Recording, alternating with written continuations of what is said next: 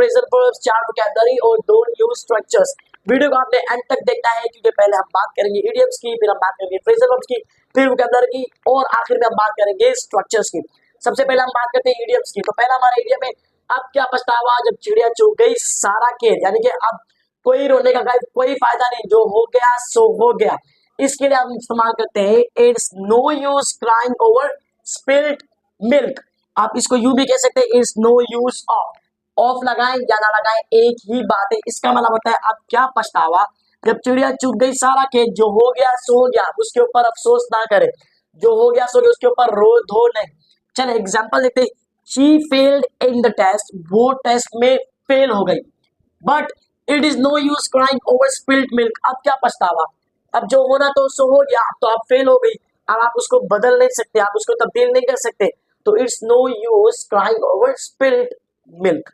Second idiom है आगे कुआं पीछे खाई, यानी कि दोनों तरफ से मुसीबत होना। आगे भी दोस्त है, इस तरफ भी दोस्त है, इसकी बात नहीं मानता हूं तो ये नाराज होता है, इसकी बात नहीं मानता तो ये नाराज होता है। मैं तो भाई आगे कुआं पीछे गई, बीच में फंस गया, यहां से भी मुसीबत यहां से भी मुसीबत, दोनों तरफ मुसीबत। इसके लिए हम इस्तेमाल करते हैं between the devil and the deep sea.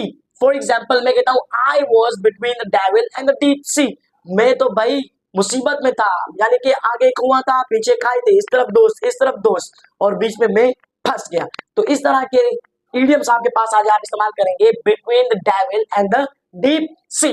Third है हमारा बहुत ही कम कभी कभार, इसके लिए हम इडियम का इस्तेमाल करते हैं फ्यू एंड फार बिटवीन। अब हम इडियम्स क्यों इस्तेमाल करते हैं, फ्रेजल वर्ब्स क्यों इस्तेमाल करते हैं, ये मैंने क्यों आगाज किया सीरीज का। देखिए एक जो अच्छा स्पीकर होता है वो जब बात कर रहा होता है इंग्लिश में कुछ फ्रेजल वर्ब्स को ऐड कर देता है, कुछ इडियम्स को, कुछ फ्रेजेस को, नए वोकैबुलरी को, सिनोनिम्स को, और हम परेशान हो जाते हैं। हम बोलते हैं यार भाई बहुत मुश्किल इंग्लिश है, जब हम बोलते हैं बकवास कर रहे हैं, कैसे इंग्लिश में बात कर रहे हैं, भाई वो बकवास नहीं कर रहा, बस वो इडियम्स में तब्दीली ला रहा है, इडियम्स चेंज कर रहे हैं, फ्रेजल वर्ब्स नए नए बना रहे हैं, फ्रेजल वर्ब्स को चेंज कर रहे हैं, तो उसकी स्पोकन लैंग्वेज बहुत अच्छी हो जाती है और हम कंफ्यूज हो जाते हैं, उसको समझ नहीं पाते क्या कहना चाह रहे हैं। तो जब आप अपनी वोकैबुलरी को बिल्डअप करेंगे, आप वोकैबुलरी को बूस्ट करेंगे, इडियम्स नए सीखेंगे, फ्रेजल वर्ब सीखेंगे, तो आपकी इंग्लिश मजीद अच्छी हो जाएगी। तो ये मैंने सीरीज इसलिए स्टार्ट की है ताकि आपको आसानी से समझ में आ जाए, पहली बात आपकी इंग्लिश अच्छी हो जाए, और आप जब नेटिव स्पीकर को सुने, किसी भी स्पीकर को सुनो, तो आप अगर ये इडियम सुनो तो आपको याद आ जाएगा भाई हाँ इसका ये मतलब है, ये कहना चाह रहे हैं, इसका ये मतलब है। तो इस वजह से तो बहुत ही कम कभी कभार इसका क्या इस्तेमाल करते हैं, फ्यू एंड फार बिटवीन। यहाँ पर एग्जांपल दिए मैंने, टू फाइंड गुड टीचर्स यानी अच्छे उस्ताद कराम, यानी अच्छे टीचर्स ढूंढना, और far are few and far between, भाई ढूंढना बहुत ही कम है, कभी कभार बहुत ही मुश्किल से मिलते हैं। जैसे कि मेरे दोस्त भाई वो तो बहुत अच्छे हैं, कभी कभार इस तरह दोस्त मिलते हैं। लास्ट है हमारा आज का इडियम एक तीर से दो शिकार, इसके लिए हम इस्तेमाल करते हैं two hearts with one arrow, एक तीर से दो शिकार। अब देखिए एग्जांपल क्या, बाय ऑनलाइन शॉपिंग की वजह से या ऑनलाइन शॉपिंग की आई सेव मनी, मेरे पैसे कमाए, एंड टाइम, अब क्या है two hearts with one arrow. अब इसका मतलब क्या हुआ कि शॉपिंग करने से मैंने तो पैसे कमाए ऑनलाइन क्योंकि सस्ती शॉपिंग थी, और मैंने वक्त भी बचा लिया, तो इसका क्या मतलब हो गया, एक तीर से दो शिकार मैंने कर ले पाए, online shopping, I save money and time, two hearts with one arrow. अब हम बात करते हैं फ्रेजल वर्ब्स की।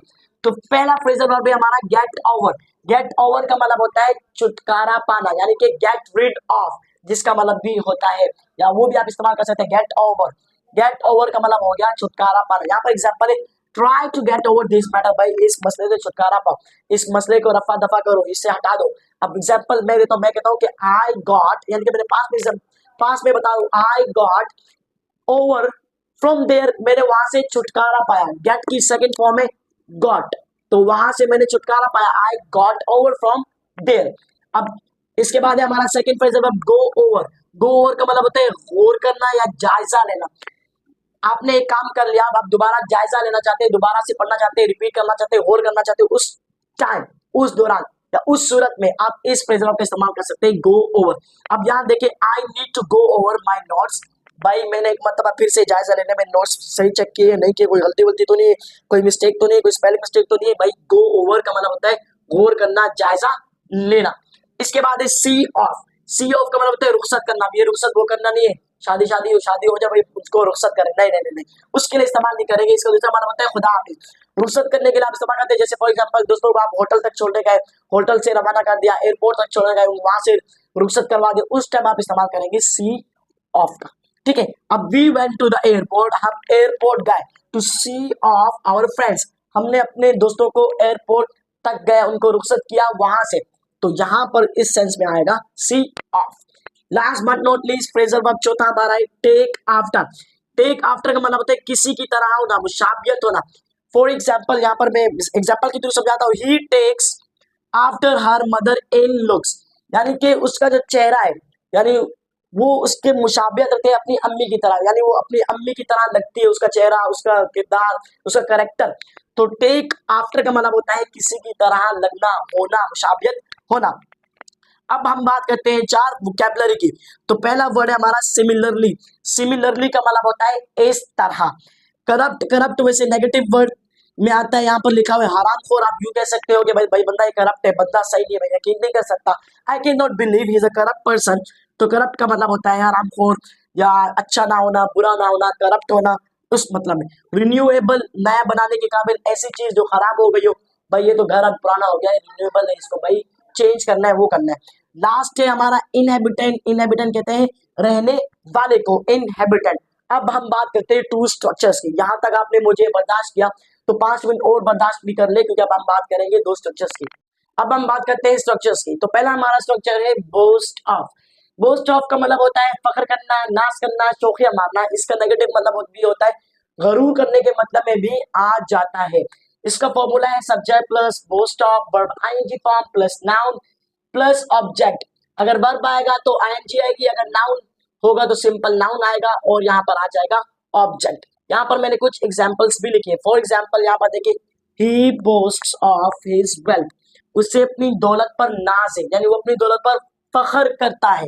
एक और एग्जांपल भी देखिए, शी बोस्ट्स ऑफ हर ब्यूटी, भाई वो तो अपनी ब्यूटी पर नाज करती है, वो अपनी खूबसूरती पर नाज करती है, बोलते मैं बहुत खूबसूरत हूँ। इसलिए दे बोस्ट ऑफ प्लेइंग क्रिकेट, वो क्रिकेट खेलने पर नाज करते हैं, अपने क्रिकेट खेलने पर फख्र करते हैं, क्योंकि वो अच्छा खेलते हैं। अब यहाँ पर आपने तीनों एग्जांपल देखी पॉजिटिव, और ये हमने बनाए प्रेजेंट में। अब ही बोस्ट, इसका नेगेटिव क्या होगा, फिर यहाँ पर आ जाएगा ही शी इट आएगा, तो प्रेजेंट सिंपल के रूल के साथ आएगा he does not boast of, यानी यहाँ से एस हट जाएगा और आ जाएगा ऑफ हिज वेल्थ। भाई उससे अपनी दौलत पर नाज नहीं है, उससे अपनी दौलत पर फख्र नहीं है। अब यहाँ पर अगर नेगेटिव होगा तो यहाँ पर फिर क्या हो जाएगा, she does not boast of, S हट जाएगा और यहाँ से आ जाएगा ऑफ हर ब्यूटी। इसी तरह दे के साथ क्या आता है, do not, according to present simple rule. अगर आपको प्रेजेंट सिंपल नहीं आता तो आप मेरी वीडियो भी देख सकते हैं प्रेजेंट सिंपल की। They do not boost of, they do not boast of playing cricket, भाई वो क्रिकेट खेलने पर नाज नहीं करते, फख्र नहीं करते, या शोखियां नहीं मारते। तो ये था हमारा बोस्ट ऑफ। अब अगला है हमारा कंटेम्प्ट फॉर। अब ये लफ्ज क्या है, कंटेम्प्ट फॉर। कंटेम्प्ट फॉर, इसका मतलब होता है नफरत करना, हकारत होना, हकारत करना, बेअदबी करना, कोई चीज पसंद ना होना, नापसंद के लिए आप इस्तेमाल करते हैं कंटेम्प्ट फॉर। अब यहाँ पर subject plus show plus contempt for, verb ING form, अगर वर्ब नहीं आ रहा तो नाउन आ जाएगा, फिर ऑब्जेक्ट आ जाएगा। अब यहाँ पर देखिए, she has contempt for arrogancy, उससे नफरत है एरोगेंसी से, वो हकारत रखती है। अब यहाँ पर देखिए फॉर्मूले में तो शो आ रहा है, यहाँ पर मैंने हैज का इस्तेमाल किया, तो दोनों परफेक्ट है। अब हैज का इस्तेमाल करें या शो का इस्तेमाल करें, दोनों का एक ही मतलब है। अब देखिए यहाँ पर मैंने पास्ट के एग्जांपल दिए, he showed contempt for laziness, यानी कि उसने सुस्ती पर हकारत की, उसको नफरत थी सुस्ती से, या ही शॉट कंटेम्प्ट फॉर लेजीनेस। अब देखिए, आई shot contempt for wasting time, मैंने नफरत की या मुझे नफरत थी टाइम जाया करने से, या टाइम जाया करने से मुझे नफरत थी। अब जो कि पास्ट है, नफरत नहीं थी, पास्ट के लिए आएगा डिड नॉट, यानी डिड का इस्तेमाल करेंगे। और अगर प्रेजेंट में आएगा शी हैज, तो यहां पर क्या आएगा, does not. She doesn't show, she does not have. अगर हैज का इस्तेमाल करेंगे तो यहाँ पर हैव आ जाएगा। अगर सिंपल शो का इस्तेमाल करेंगे तो शी डजंट शो हो जाएगा। तो ये थे हमारे डे 2 के स्ट्रक्चर्स।